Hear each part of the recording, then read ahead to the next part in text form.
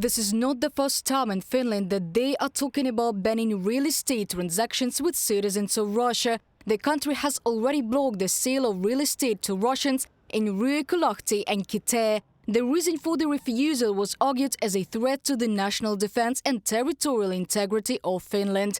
In a similar way, the Ministry of Defense explained the blocking of 3 transactions in January 2024. The decision concerned a former factory building in Ilomantsi and 2 stores in Sotkamo. In Ilomantsi, the buyer was Tornado Logistics Oy, a company owned by Oleg Fokin, the former head of the Petrozavodsk city council, who had previously served a sentence in Russia for fraud. From a message on the official website of the Finnish Ministry of Defense.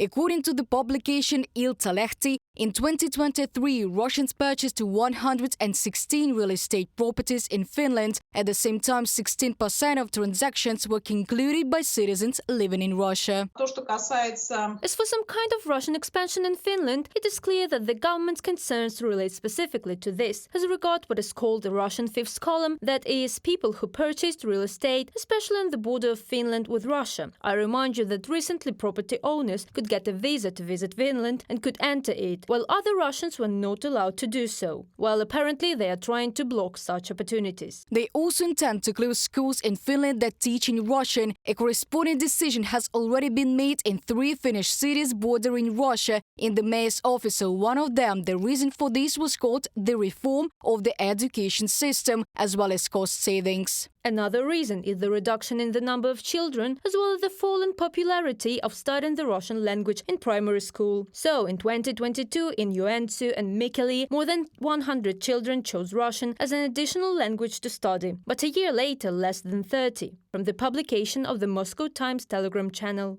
They also will not finance education in Russian in Estonia.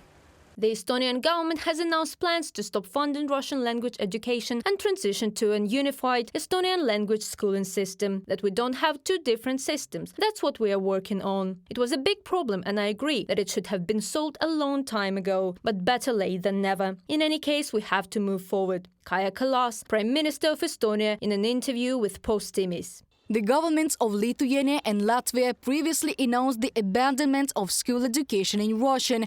Former Minister of Defense of Lithuania and current member of the European Parliament, Rasa Juknevičienė, explained that visa restrictions for Russians and the closure of Russian language schools are primarily related to security issues. Reported by Diana Kolesnik, Yulia Granovska, UATV News.